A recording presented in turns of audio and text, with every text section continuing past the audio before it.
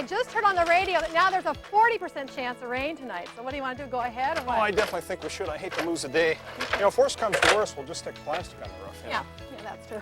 Hi, welcome to Hometime. I'm Suzanne Egley. And I'm Dean Johnson. In this videotape, we're going to show you how to re-roof a house, starting with tearing off the old shingles, getting everything ready, and then putting on the new shingles. Now, we're dealing with a re-roofing situation here, but almost all the techniques we're going to demonstrate will work when you're installing roofing on a new house, too.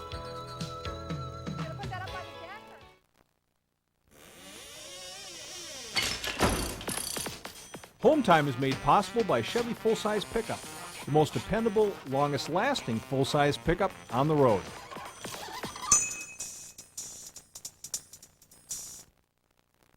At Hometime, we believe the best way to get the job done is to use the finest tools. And the Chevy Silverado is one of our favorites. Equipped with an optional Vortex 6000 V8 engine, it generates 300 horsepower and 355 foot-pounds of torque to power you through the toughest jobs. And with an available fourth door, you've got lots of room for all your other tools. And friends to help you use them. At home or on the job site. For work or play. It's no wonder we at Hometime count on Silverado, the truck, to get the job done. Silverado from Chevy, the most dependable, longest-lasting trucks on the road.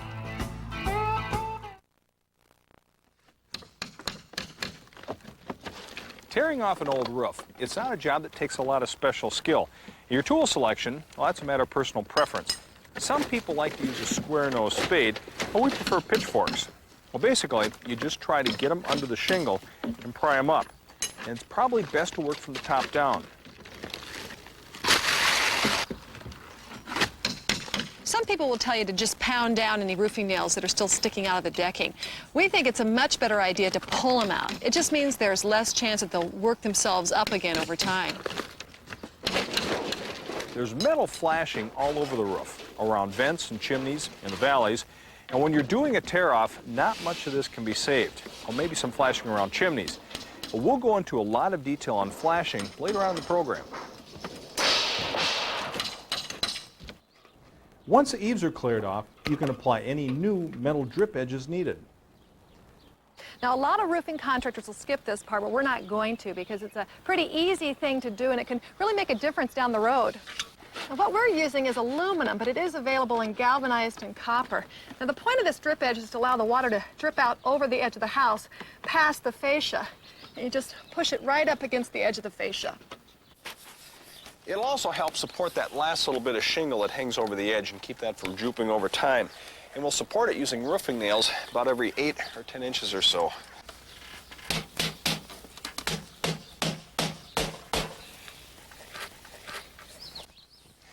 Well, living in the north part of the country, we sometimes have problems with ice dams along the eaves. And we try to prevent that with good attic ventilation. We also want to install some protection. In fact, in our area, it's required by code. Now, there's a couple different ways to do this, but the most surefire way is to use this special ice dam protection. This stuff is thick and kind of soft. It's got an adhesive on the back that's covered with paper. You peel that back and then set it in place. Okay, put this up here. Okay, have you got the paper? There we go. Got it. That's good. Okay, you tell me when you're in position there. Yeah, that's good. Is that good? Okay. Yep. All right, I'll roll out just a little bit. You make Okay. sure it stands straight there, okay? Yep. Is that good? Yep. You're right in the bottom? Yep, we're just fine. Okay. Now the trick is to just pull the paper back and slowly bring the roll out. Okay? Yep. Still good? Yeah, it's just fine. Go ahead. Now, you want to make sure that this is flush against the drip edge and against the rake. And this stuff really seals up the edge of the roof, especially against the nails that we're going to use on our shingles. So even if we do end up with an ice dam, the sheathing in the house will be protected. Now, the code says this ice dam protection needs to be 24 inches above the exterior wall line. So since this stuff is 3 feet wide and our eave is only 6 inches wide, one roll will be enough.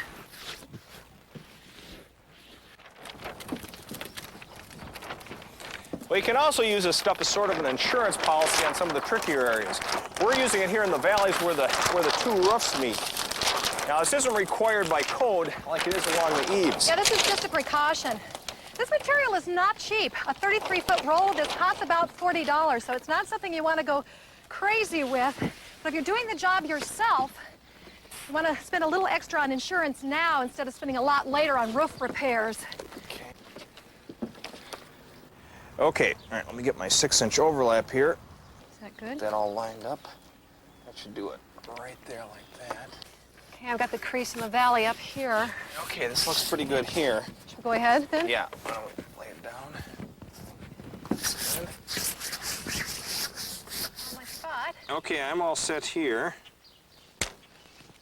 Okay, now normally our first piece of roofing felt would go right in the valley here, but we already have our ice shield down, so we don't have to worry about that. Now we snapped a chalk line here. That's where the bottom of the first roll of roofing felt will go. There you go. Yep. And that's designed to end up perfectly parallel with the bottom of our roof. And we're overlapping it over the shield by about 2 inches. We're just putting it down right over the old felt. This old felt was held in place with roofing nails, but we're going to be doing something a little bit easier than that, using a hammer tacker. We just want to put a few staples in every few inches. Now this works best if one person unrolls and one person staples. You just want to make sure that the unroller doesn't get too far ahead of the stapler. Okay, that's good. Okay. All right.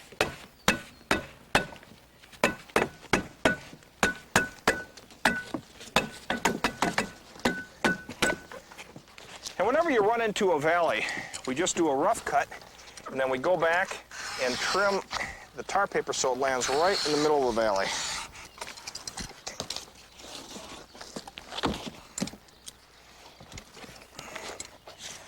Okay, that looks good right there. Okay.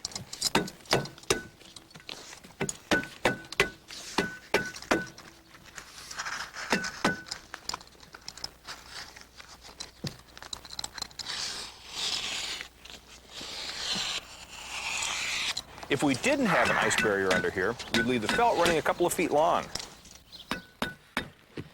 Okay. Now you start the next row up over at the rake. It overlaps by 2 inches. There's a little mark there to keep it in line. Is that okay? That's good, go ahead. Okay, how's that? Pretty good right there.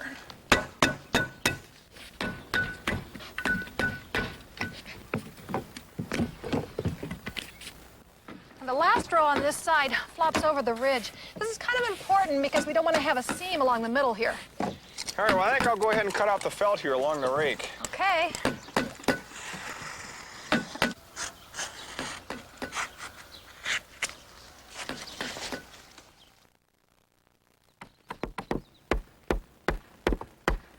Now, just as a precaution, we're nailing in these strips of lath to prevent the wind from lifting up the felt.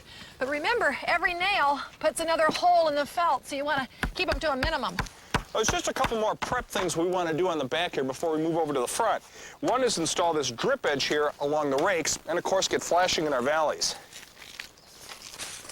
Along the eave here, the drip edge goes underneath the roofing felt, whereas along the rake, it goes right on top. Now, because the rake is long enough, we'll be using 2 pieces of drip edge. And like any other type of roofing material, we start at the bottom and work our way up, overlapping the material as we go.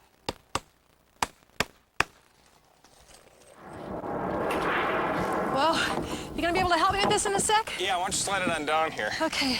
There's a couple different ways that you can shingle your valleys. And we're going with a style that's called open valley. It's a pretty foolproof way for do-it-yourselfers.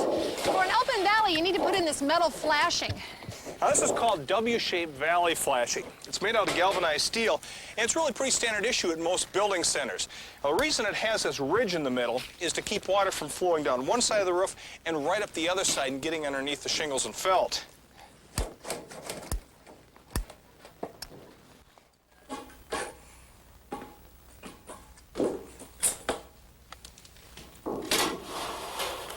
Set that in place. Looks pretty good. How's it looking up there? Just fine. Okay, well, I cut the bottom here so it matches the edge of the roof. Now I can go ahead and start nailing it down. The nails go in a little bit from the edge, and we'll put them about every foot or so.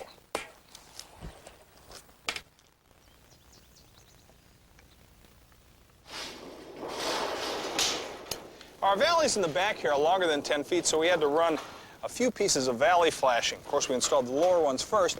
Then I ran a couple of beads of roof cement here where the overlap will take place. And one thing I got to tell you, this roof cement is some real gooey stuff. But all you have to do is look at it. It's all over your hands and pants and stuff. So it's a good idea to work with it in these little caulking tubes here. You all set there? Yeah, grab that for you if you can. Take the top. Yeah. All right, Suzanne, right there. Okay.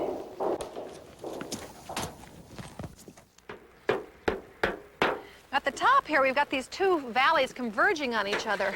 Now, we've already flattened out the lower one, snipped it along here. That's what we're doing on this upper one. We'll just cut along here and then bend it down.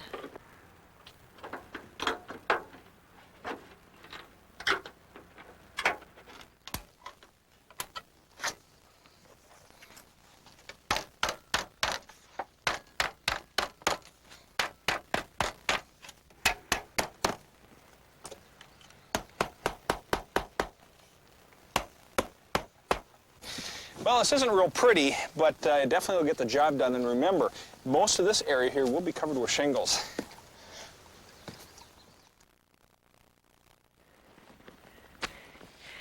Well, our shingles have been here for a while. In fact, they were delivered the first day we started the tear-off. Well, what we've been showing you on the roof so far is real common to most roofs. But here's where things start changing a little bit, depending on the type of roofing material you're using.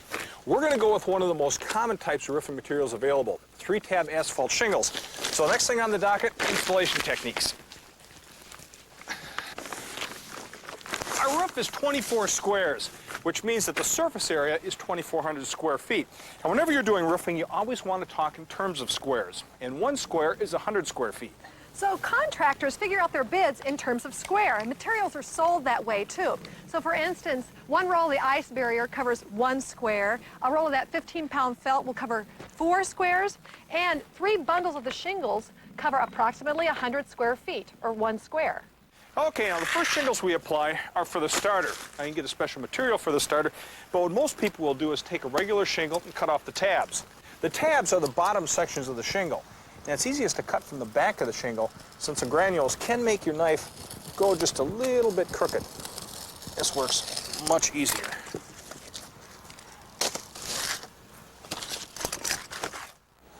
Okay, I'm on the mark here. Okay. And I got it there. Okay. All right? Yep. The one thing that makes a roofing job look nice is if all the rows of shingles are straight and square. Now, a professional roofing contractor will probably only need 1 or 2 snapped lines or to stay on track, but for do-it-yourselfers, it doesn't hurt to put in a few more. Our bottom horizontal line running right along here is for the top of our starter course.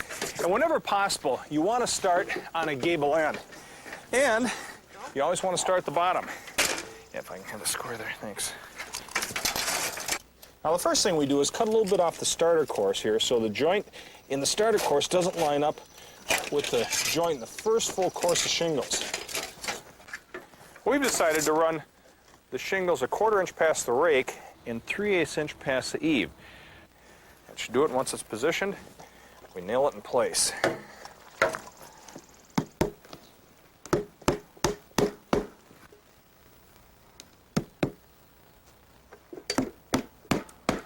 And you notice that I position the shingles so these bits of adhesive are along the bottom. After you've got the shorter piece in, you begin with the full-width starter shingles. Now, the purpose of the starter strip is so that there's a double layer of shingles over the entire roof, including along the eave here. Okay. We'll just continue with this starter strip until we get to that funny little roof part over the bay window. I guess that needs to come up just a little bit.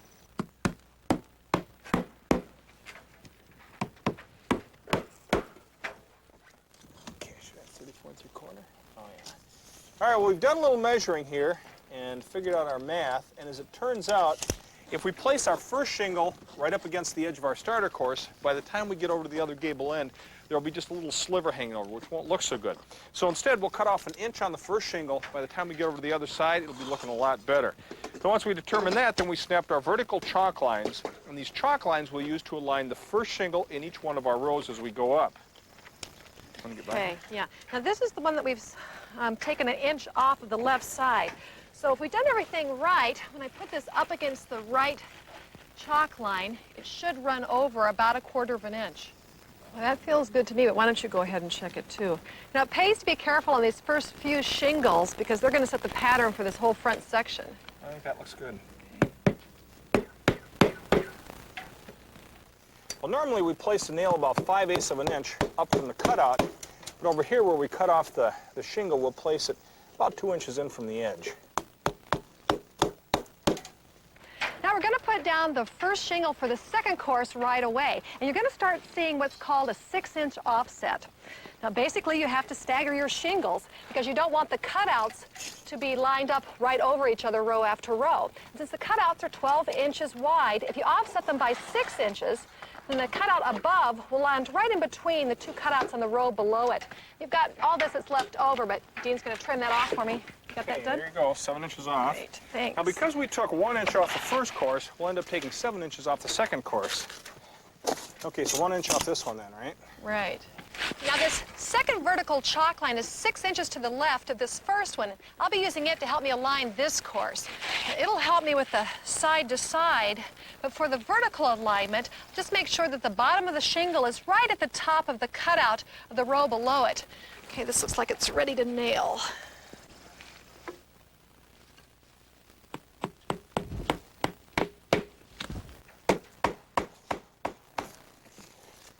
Here's the next one. Okay. I'll start putting in full shingles along the bottom row. Oh here. yeah, go ahead.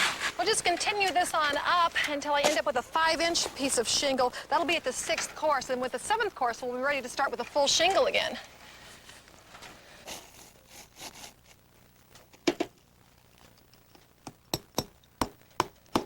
A couple things about nails. Roofing nails are all galvanized so they don't rust.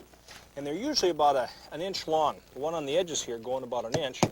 And then all the nails go directly underneath this adhesive strip. The adhesive is here to glue down the tabs. What will happen over the next few days is the adhesive here will get a little tacky as the shingles warm up.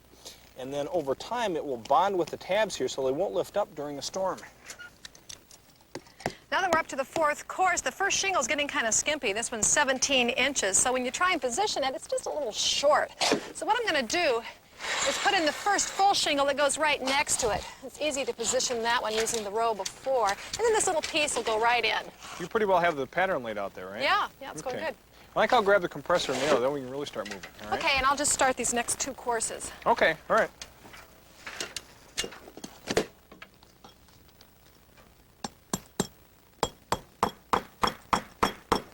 Hold this side down here.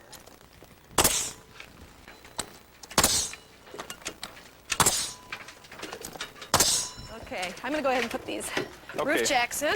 All right, well, we're going to install roof jacks across the entire roof next here, and we'll lay them right on top of the shingles we've already laid. To do this right so you don't leave a nail hole in the roof when you pull out the jack, you just put it in the top part of the shingle.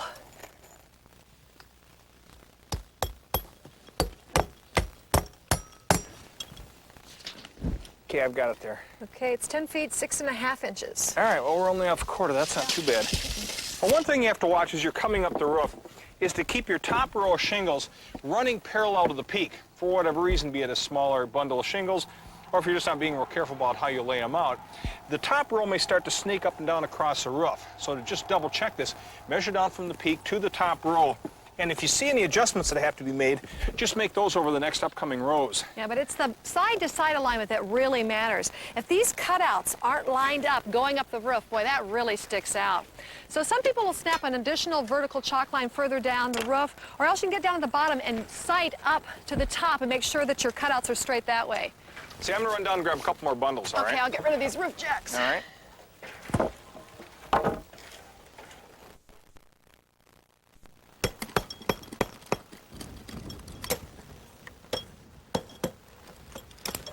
Now, a brick chimney is probably the most complicated thing to roof around. And what makes it so tough is that you have to allow for the fact that the chimney may move slightly in relationship to the roof. And even a slight movement can lead to a gap in the roofing, which in turn can lead to a leak. So a good chimney will have 2 types of flashing. There's the base flashing that goes directly on the roof, and then the counter or cap flashing that gets attached to the chimney that overlaps the base flashing. Well, the advantage of overlapping flashing is that it gives the joint a little bit of flexibility. If the house moves in relation to the chimney, it doesn't crack the joint. Instead, the two types of flashing shift independently of each other. We're pretty lucky here that our old flashing's in pretty good shape, so we're able to leave some of it and reuse it. And what we want to do is bring our shingles up to the chimney on the bottom and up on the sides, overlap them with the flashing, making sure that whichever one is farther up is the one that's on top. So like this last full row of shingles under the chimney goes under that first piece of flashing, and this next little piece of shingle goes over the first piece of flashing and under the next piece. Okay, there.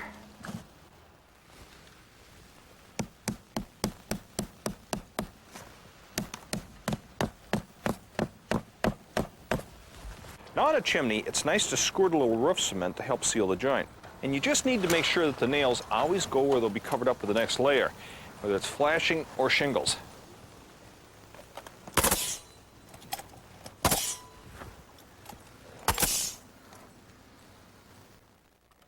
Now on the roof above the chimney, you usually like to put in a saddle, or it's sometimes called a cricket. Now a saddle is just a little piece of roof that deflects the water down on either side of the chimney so it doesn't pool up here behind. Now in this particular chimney, there's not a whole lot of roof here, so we're not going to get a big water problem. So we're just putting in this little piece of customized sheet metal, which will fit right around the top.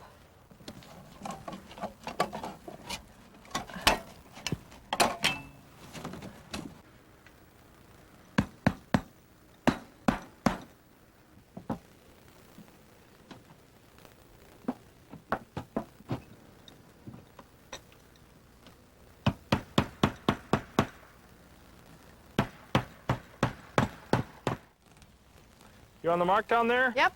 Okay, I'm gonna snap it. Now getting the rest of the front done here was pretty straightforward. We have left the ridge for now. We'll finish up the other side and then put those last shingles in. Now Dean is trimming the right-hand side to get a clean edge. You remember over on the left-hand side, we left a 1/4 of an inch overhang off the drip edge. On this side, we just let it run long. He's using a hook knife along the chalk line to get a real clean edge.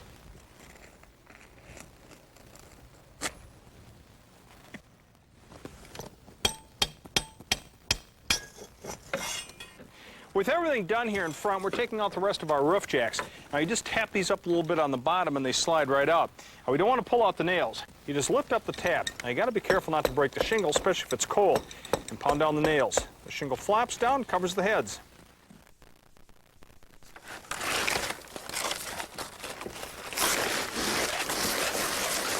Now the roofs on our 2 additions are pretty straightforward. In fact, we've already finished those 2 over there. Now we're starting on this one. We're going to show you a little different technique on this one.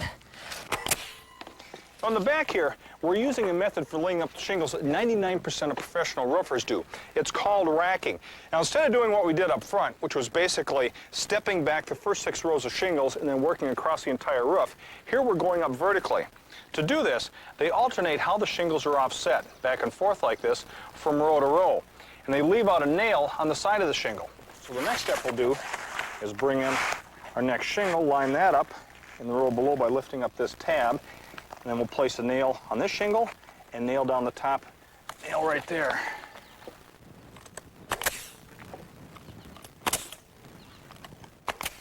The advantage of doing it this way is that you're moving side to side a lot less, so you don't have to put the planks and the jacks all the way across the roof. Well, the disadvantage is you can sometimes see this pattern in the roof. Sometimes the joint between the shingles creates a cutout that's a tiny bit different from the rest of the cutouts.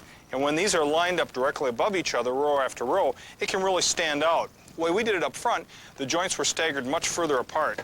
Now another disadvantage is that you can get a slight variation in color from bundle to bundle, in which case you'd have these large streaks of color coming up the roof in bands. Another thing is there might be a chance that you forget the nails that you have to leave out. Now over on this side, we've already brought the sides up to the ridge. We're ready for the ridge shingles. Now you can buy special shingles made for a ridge, but nobody does that. You can just cut them out of regular shingles. You cut from the cutout to the top of the shingle, and you taper it so that the top is a little narrower than the bottom.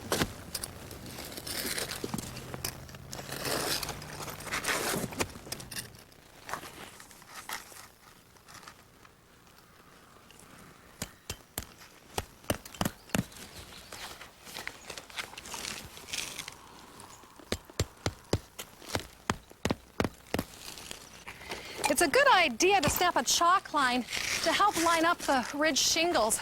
I've put one in at that end. I'll go ahead and position this one down at this end. Hey, Dean, could you help me with this, please? Sure. You want the ridge shingle centered as evenly as possible right over the ridge. I'm just going to line it here. Okay.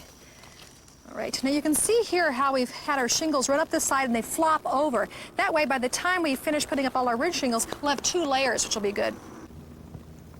Okay, you got it there? Yep.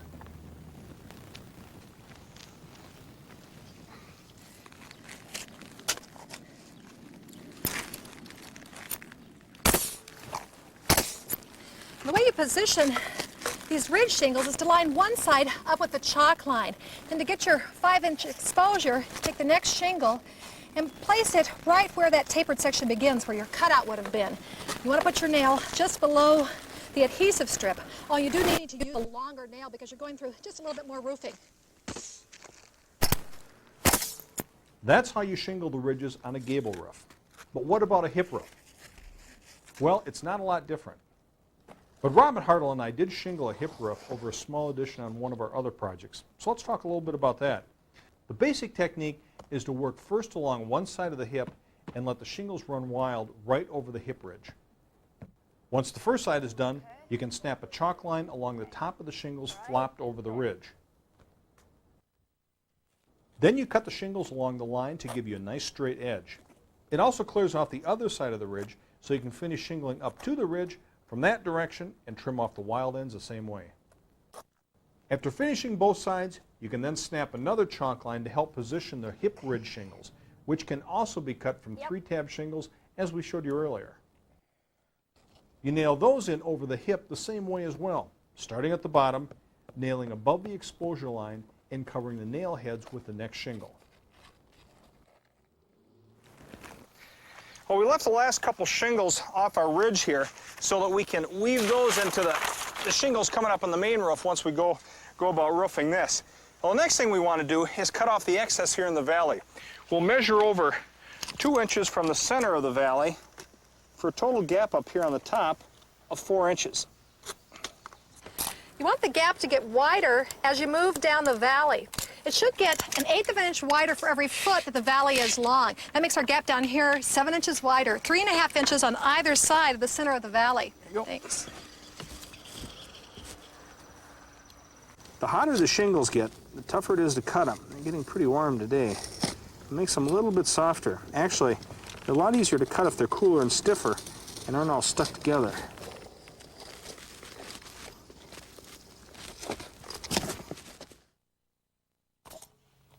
Now you're probably going to have some plumbing vents that are sticking out of your roof like this one, and there's some special steps you need to take to shingle around these. Now first of all, I've run these shingles up as close as I can to the pipe, even cutting some to fit around it. Then I put this metal boot right over the pipe. This goes over the shingles that are below and to the sides of the vent. Okay, then we just nail this in around the edges.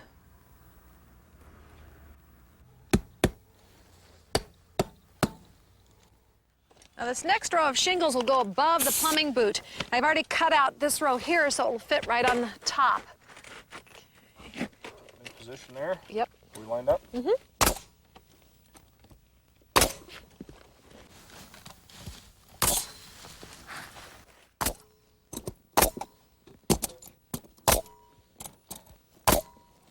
Now these boots come sized in various standard vent sizes.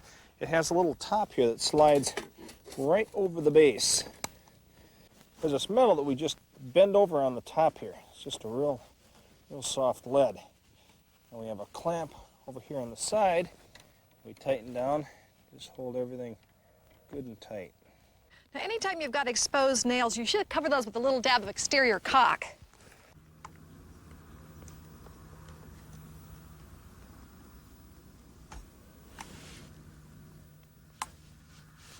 Here you go. Okay, thanks. Well, there's a few vents here along the ridge to help move cool air up underneath the shingles. Now, we'll use the holes here that are in place. We'll put on some new vents. So what I've done is run shingles up underneath the hole and up along the sides, and I'll set the vent right on top of these shingles.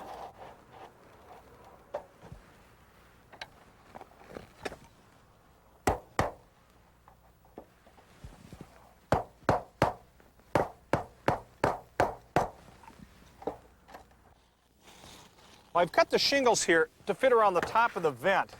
Now, many times you'll see the shingles just barely covering the edge of the flange here, but we like sticking them way underneath here, as you can see.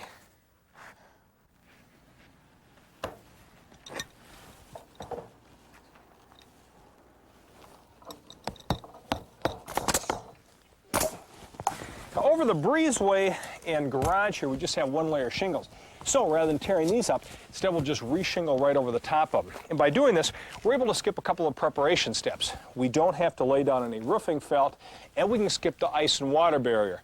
But we still did install some valley flashing and some drip edge over here along the rake. Now, when you're re-roofing over the top of an existing roof, you use a technique that's called nesting. What we mean by that is you take the top of the new shingle and you butt that right up against the bottom of the old shingle. To make this all work out, you have to trim some off your first shingles. Like for the starter strip here, I had to take 5 inches off the bottom and about 2 inches off the top so it would fit in the space between the bottom of the old second course and the bottom of the edge of the roof. Now, by trimming off some of the bottom and some of the top, I make sure that the adhesive strip will be right at the bottom edge to hold down the bottom of the new course of shingles here. On the first course, we also did some trimming. We cut 2 inches off along the bottom so it fit in the 10-inch space between the bottom of the old third course and the edge of the roof.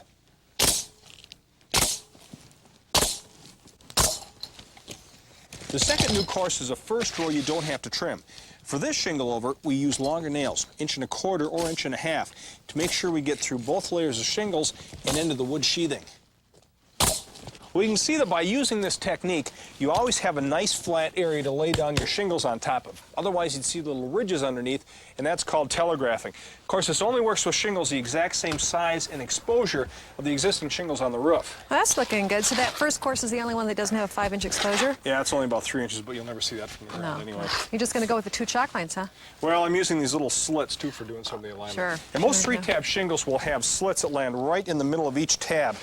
You can use this to position one course exactly 6 inches to the side of the row underneath it. You just lift up one side of the notch and slide the new shingle right against the side of it.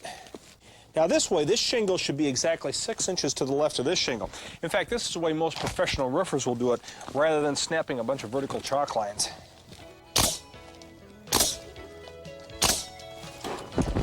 Well, a week of tear off and prep, a week worth of shingling, it's a lot of work. Yeah, but we probably saved 40 to 50% off the cost of having a contractor do it.